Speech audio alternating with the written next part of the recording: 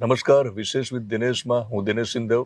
આપણા વિશેષ કાર્યક્રમ ગર્વ છે વેપારી છુંમાં એક એવા ખેડૂતને મળું છું કે જે વેપારી પણ છે, અને મળવું જરૂરી હતું, કારણ કે ખેડૂત જો પોતે વેપારી નહીં બને તો ખેતી કરવી મુશ્કેલ છે.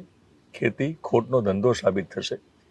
તો ગર્વ છે વેપારી છુંમાં આજે તાલાળા ગીરના ખેડૂત પ્રવીણભાઈ સાથે ગાંધીનગરમાં લીમડાના છાયડા નીચે બેસીને એમના આંબાની કેરીનો રસ ખાઈ રહ્યો છે. જી જી સર. બહુ મીઠો છે. વાહ. પણ આ જે મીઠાશ છે એ રસની છે. ખેડૂતોના જીવનમાં મીઠાશ નથી રહેતી જ્યારે ભાવ નથી મળતા. જી જી શ્યોર. તો તમારો ઇન્ટરવ્યુ એટલા માટે કરવા આવ્યો છું કે દરેક ખેડૂતોએ વેપારી બનવું પડશે. Sure sure sir. તો મિત્રો, પ્રવીણભાઈ આંબા જે એમના છે એ તાલાળા ગીરના એમના આંબાવાડિયામાં છે, એમની વાડીમાં છે. જી જી. પણ એ કેરી ઉતારીને કોઈ વેપારીને દેવા જશે તો એટલો ભાવ નહીં મળે જે અહીંયા રિટેલર તરીકે ને હોલસેલરને આપે, ડાયરેક્ટ આપણે પહોંચાડીએ. તો ગાંધીનગરમાં તમે આવ્યા છો, ત્યાંથી કહાની શરૂ કરો કે તમે તાલાળા ગીર છોડીને ગાંધીનગરમાં કેમ આવે? એમાં સર એવી રીતના છે કે જો ડાયરેક્ટ તમારો માલ આંબામાંથી માર્કેટમાં જાય તો ભાવ ઓછા મળે, પ્લસ ક્વોલિટીની પણ કંઈ કમ્પેર કોઈ કિંમત તમારી સમજી ન શકે. તાલાળા કેસર કેરી એવી છે કે આખા એરિયામાં જીઆઈ ટેગ ખાલી તાલાળાની કેસર કેરીને જ મળેલ છે. બાકી વલસાડની કેસર કેરી છે, બીજી બધી છે, કચ્છની કેસર કેરી. પણ તાલાળાની આબોહવા અને એટમોસ્ફિયર એવું છે કે જે કેલ્શિયમવાળા પથ્થર છે ને એને લીધે એની મીઠાશ કંઈક અલગ છે. એટલે તાલાળાની કેરીને જીઆઈ ટેગ મળેલ છે. તો આપણે એવું નક્કી કર્યું કે ભાઈ માર્કેટમાં કેરી આપવી એના કરતાં આપણે ડાયરેક્ટ કસ્ટમરના ઘરે, એટલે કે આપણા ફાર્મ પરથી ઉતારીને ડાયરેક્ટ કસ્ટમરને આપી શકીએ. પ્લસ આપણે જે હોલસેલ વેપારી છે એમને જોઈતી હોય તો એમને પણ આપણે આખા ગુજરાતમાં પ્રોવાઈડ કરીએ છીએ હોલસેલ ભાવમાં, રિટેલ ભાવમાં પણ મતલબ આપીએ છીએ.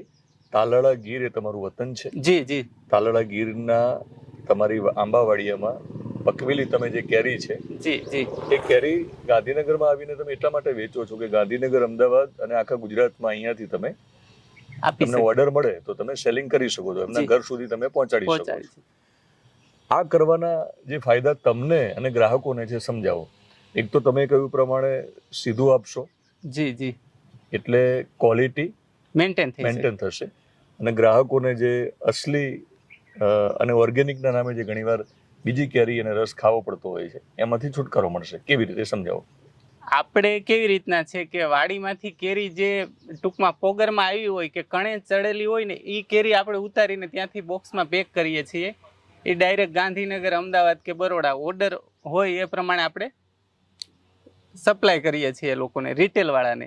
હોલસેલમાં પણ એવી રીતના છે. એમાં શું ફાયદો થશે કે વચ્ચે જે માર્કેટમાં 2-3 વખત સ્ટેપ બાય સ્ટેપ ફરે છે વેપારીને, મતલબ દલાલ હોય કે એને કમિશન એજન્ટ આપણે કમિશન આપવું પડે, પ્લસ કે કેરી 2-3 વખત અપડાઉન થાય છે, એને લીધે એની ક્વોલિટી પણ બગડે. આ તો પેલું શું છે કે આપણે ડાયરેક્ટ વાડીએથી બોક્સમાં આવે, ગાંધીનગર આવે તો આપણું ટ્રાન્સપોર્ટમાંથી ડાયરેક્ટ અહીંયા પહોંચી જાય. એટલે ડાયરેક્ટ આંબા ઉપરથી કેરી આપણા ઘર સુધી પહોંચી શકે, અને ક્વોલિટી પણ મેન્ટેન થાય અને ભાવમાં પણ કસ્ટમરને ફાયદો થાય, અને ઓરિજિનલ વસ્તુ પબ્લિક ખાઈ શકે. એટલે વચ્ચેટિયાઓ નીકળી જાય એટલે ગ્રાહકોને સસ્તી અને સારી કેરી મળે, અને તમને યોગ્ય ભાવ મળે. આ રસ મીઠો તો છે પણ શુદ્ધ પણ છે, અને કેરી પણ શુદ્ધ છે. કેરી સર આપણે ડાયરેક્ટ કોઈ પેસ્ટિસાઇડનો ઉપયોગ કરતા નથી. ઘન જીવામૃત છે કે ગૌમૂત્ર છે એનો દેશી ઉપયોગથી આપણે કેરીની પ્રોડક્ટ કરીએ છીએ. એમ બીજું કાંઈ પેસ્ટિસાઇડ નાખતા નથી. ખાતર પણ જે છે કૃત્રિમ એ પણ નાખતા નથી. છાણિયું ખાતર જે ઓર્ગેનિક કાર્બન હોય છે એના લીધે કેરીની મીઠાશ બને છે. પ્લસ આપણી જમીન એક એવી છે કે ધાર ઉપરની જમીન છે, નીચે કેલ્શિયમવાળા પથ્થર છે, એના લીધે કેરીમાં પિંક કલરની કેરી થાય છે, જેમાં ફેરસનું પ્રમાણ હોય છે.